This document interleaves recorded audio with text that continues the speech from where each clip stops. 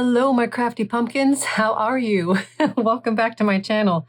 I am so excited because I've been itching to do this for a while now, but I've been too busy, and today's the day, I think. I may get interrupted in the middle of it, but that's what editing is for, right? So I've been wanting to do this. I'm going to decoupage these. They're just plastic pumpkins. I got them from Hobby Lobby. Light as a feather. Super duper light, plasticky kind of material. But I'm going to decoupage them with some of the papers from my Renaissance Autumn kit that I've also been just dying to play with. I designed it and then I didn't really get much of a chance to play with it, so I'm going to get to play with it a little bit here. I've decided on these 3 papers. Yes, gorgeous. Love the colors. So I'm going to, I've never done this before, so, you know, you're going to get another fun adventure with me. My plan is to use this paper on the bigger one, and I'll probably need to, get some bits and scraps from these two, which is fine because they coordinate nicely. And then I'll do this one. I'm not sure yet if I'm going to do the combination of these 2 colors or just one or the other. I don't know, but it's going to be like a little coordinating set. So there. All I'm going to do, I have this printed out on super cheap paper. It's just the 20-pound copy paper. So it's nice and thin. Tissue paper would honestly be ideal, but I don't have it on tissue paper.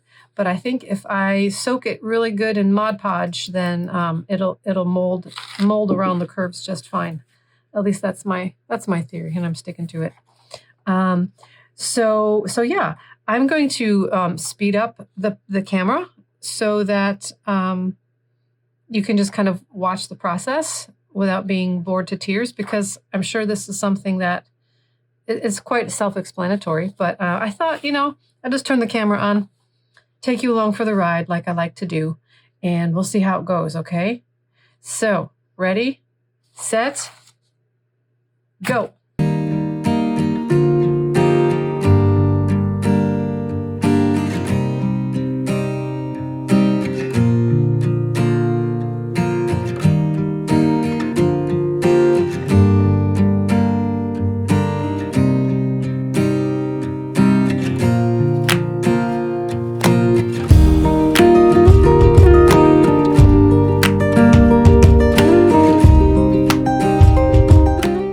Okay, now I'm going to stop here, and I will say this.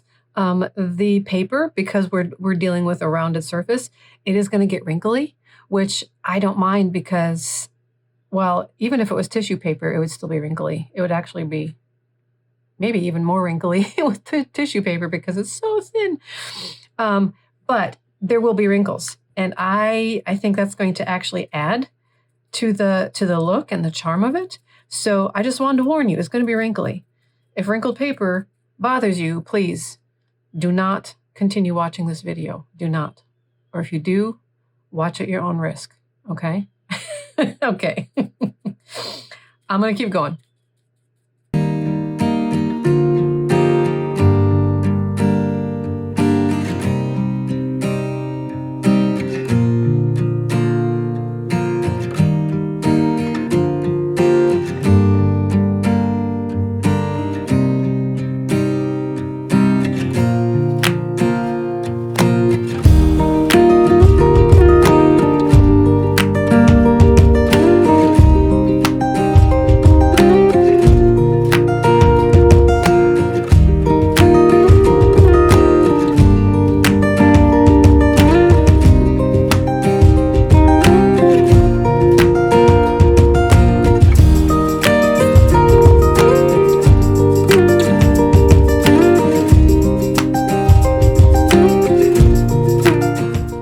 Okay, so I'm going to, as you can see, it's really, really messy, but it's kind of fun.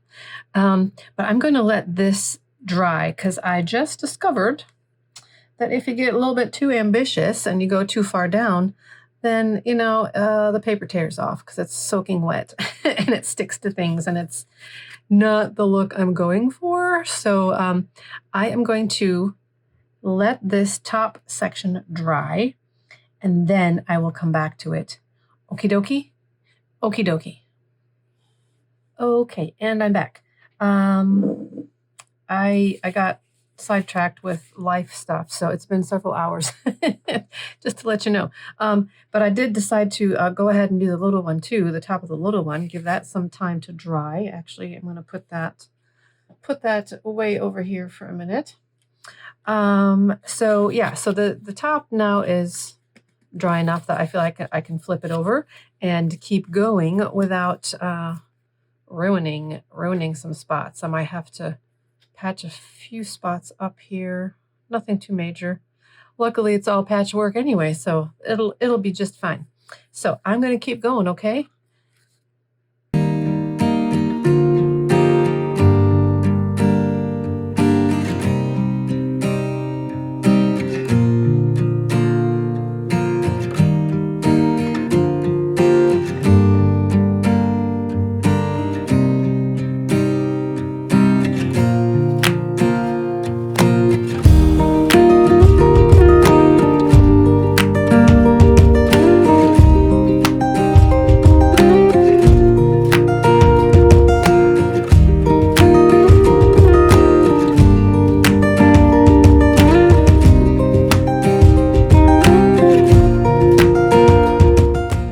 Okay, so I'm going to let this dry now, and I'll finish the smaller pumpkin off camera. You don't need to watch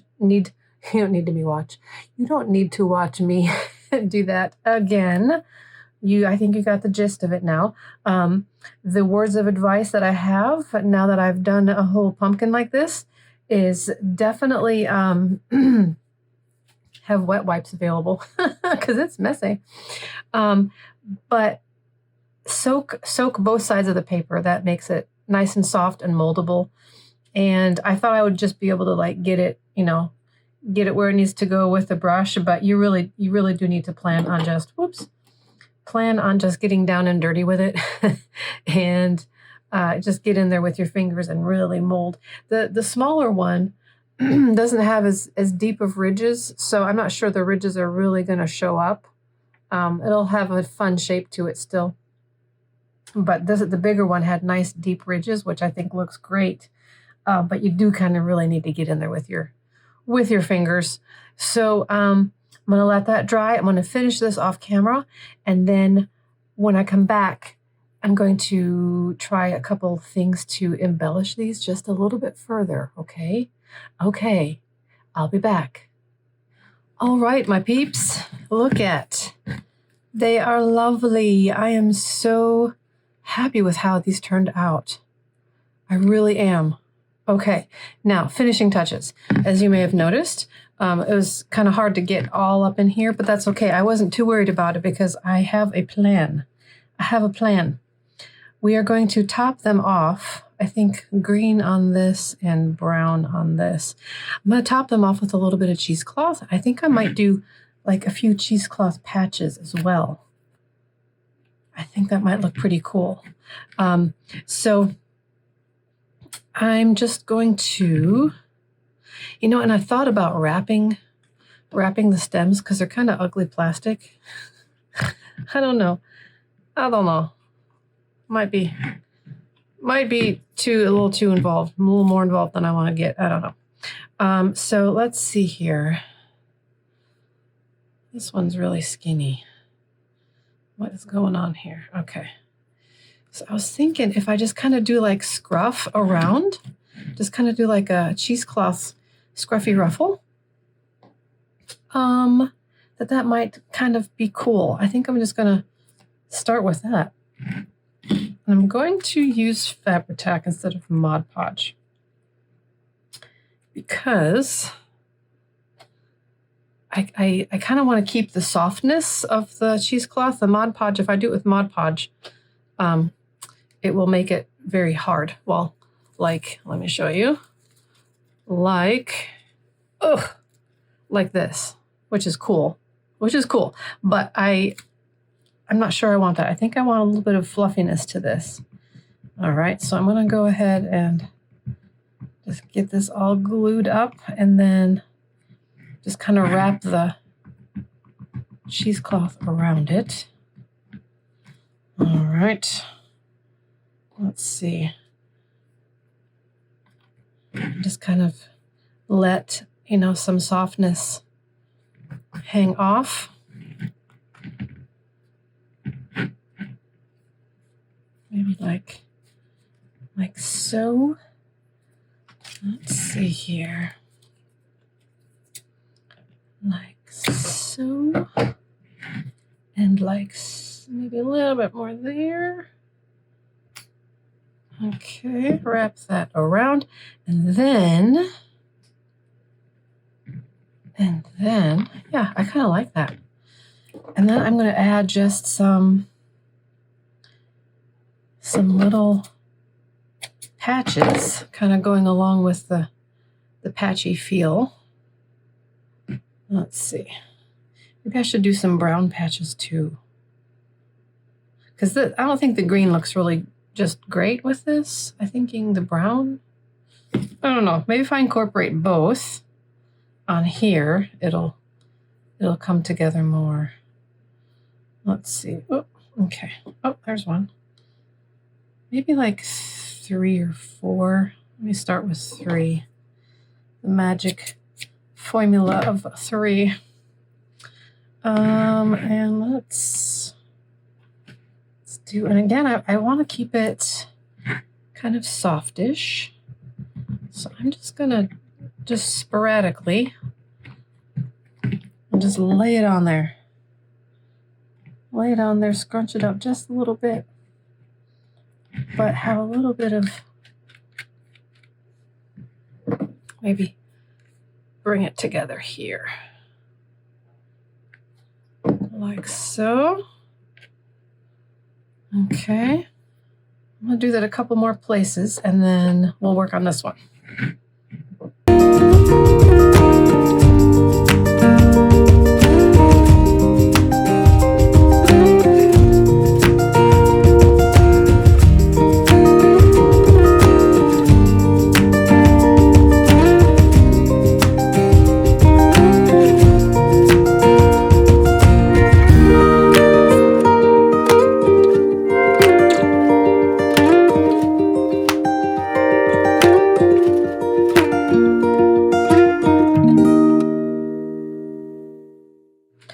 All right. I think these are pretty stinking cute. They're like scruffy pumpkins. Ah, scruffy Renaissance pumpkins. Oh my goodness. Best of 2 of my favorite worlds. I think it's pretty cute. Still not 100% sure on the green, but you know what? I'm going to do the finishing touches here. I thought I would use my scruffy, speaking of scruffy grunge, I was going to use my scruffy bows that I made, and I'll have the link to the video of these when I'm done with this. You'll see the link pop up. But I think these work actually pretty stinking good with this. Let me see what angle it needs to be at. I think maybe here. Yeah, I think so. Okay, hang on. Let me just tie it on. Make a little bow back here. Or I could just leave it. Could just leave it. It kind of adds to the scruff, right? All right, and then this one I thought would go good because it's got the burgundy already. It's got a little bit of blue here, but that kind of, I don't know, it kind of helps with the green maybe. Let's just see here. Let's just see. I'm not thrilled with this stem. It's like obviously very cheap looking plastic. This one they did a better job at, like, it looks a little bit mottled. And I could maybe take a paintbrush and put a little bit of like a greenish brownish on there. I might do that later to make it look a little bit less plasticky. I don't like plastic. Okay. Let's see, maybe here. Yes, I like. Okay, and for now I'm gonna let that dangle too. Okay. What do you guys think? Let me know. I like them. I'm going to put these on my fireplace mantle. I don't have a very pretty house. I call our house a working house because it is all centered around our dog boarding kennel, and it's kind of like a workhouse. So it's not really pretty. So I kind of got over the whole decorating thing because things get lost.